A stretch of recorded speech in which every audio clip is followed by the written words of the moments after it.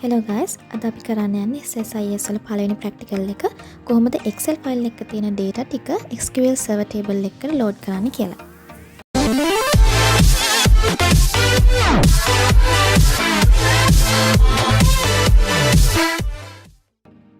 ඒකට මෙන්න මේ softwares ටික ඕනේ. ඔයාලා දැනටමත් ඒව install කරගෙන නැත්නම් අපේ SSIS series එකේ පළවෙනි වීඩියෝ එක ඒක කියලා දෙනවා.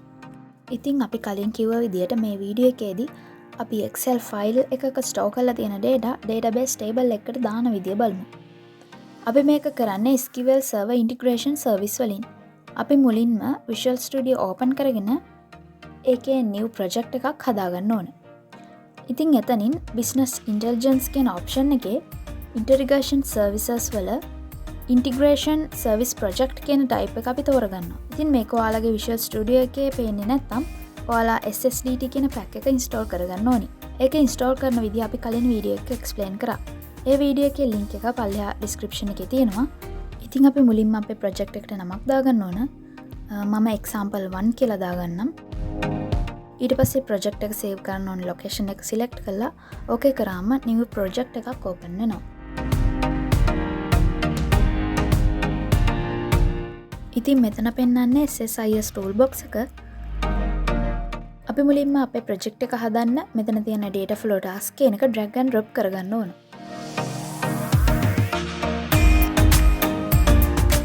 ඊට පස්සේ මේ data flow task එක double click කරලා මේ toolbox එකෙන් අපි Excel file එකක තියෙන data load කරන්න යන හින්දා මේ other source වල තියෙන Excel source කියන tool එක drag and drop කරගන්න ඕන. ඊට පස්සේ අපි data දාන්න යන්නේ database table එකකට හින්දා මේ OLEDB destination කියන tool එක drag and drop කරගන්න ඕන. ඊට පස්සේ මෙතන තියෙන grey color arrow එක මේකත් එක්ක connect කරලා මේ Excel source කියන එක double click කරගන්න ඕන.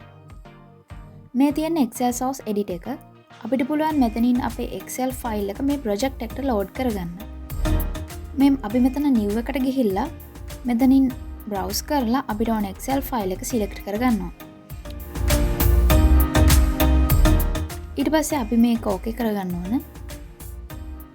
ඊළඟට අපි මෙතනින් අපේ Excel file එකේ data තියෙන sheet එක select කරගන්න ඕන.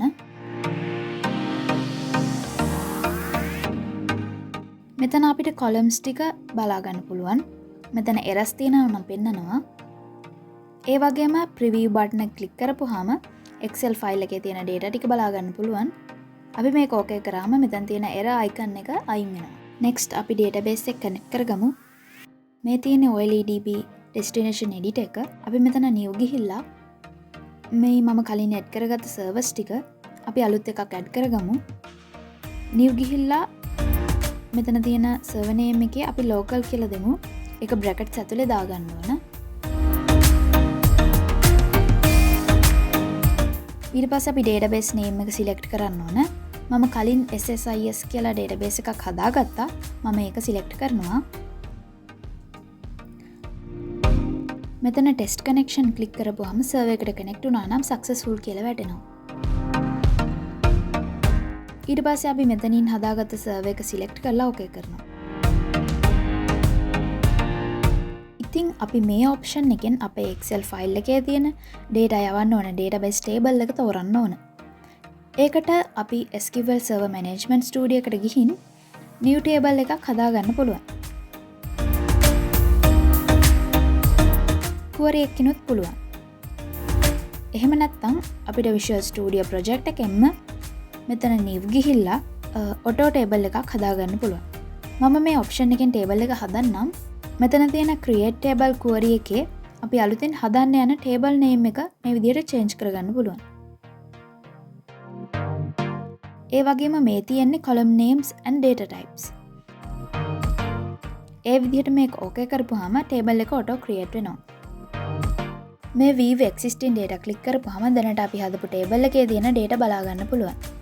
next අපි මේ mapping වලට ගිහිල්ලා අපේ Excel file එකේ තියෙන column names එක්ක table එකේ තියෙන field names map කරගන්න ඕනේ. ඉතින් මේක දැන් auto map වෙලා තියෙන්නේ දෙකේම field names සමාන හින්දා. එහෙම නැත්නම් අපි manually මේව map කරගන්න ඕනේ.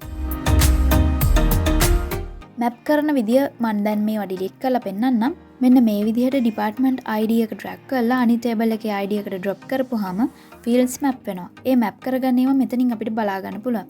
එරර්ස් තියෙනවා නම් මෙතනින් පෙන්නනවා. මේක ඕකේ කරපුවාම ඩෙස්ටිනේෂන් එකත් දැන් කන්ෆිගර් වෙලා තියෙන්නේ. අපිට පුළුවන් මේවා රීනේම් කරගන්න. Excel ෆයිල් එකේ නම data හින්දා මම මේක data කියලා දෙන්නම්. මේකත් ඔයාලට ඕන නම් රීනේම් කරගන්න.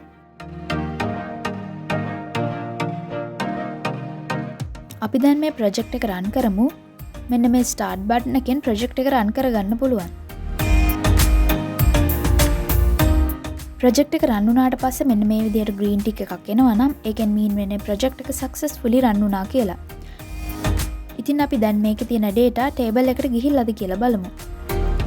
මුලින්ම අපි SQL Server Management Studio එකට ගිහිල්ලා අපේ database එක refresh කරගන්න ඕන. ඊළඟට table expand කරපුවාම අපි project එක ඇතුලේ create කරගත්ත table එක පෙන්නනවා.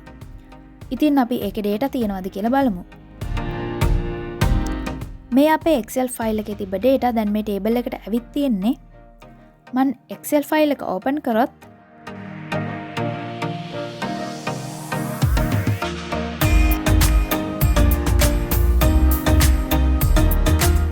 ඔයාලට පේනවා Excel file එකේ තියෙන data database table එකට මෙන්න මේ විදිහට load වෙලා තියෙනවා කියලා. අපේ ඊළඟ වීඩියෝ එකෙන් කියලා දෙනවා එක database table එකක තියෙන data කොහොමද තවත් table එකකට යවන්නේ කියලා. ඉතින් අපේ videos හොඳයි නම් අපේ like කරන්න, subscribe කරන්න and share කරන්න.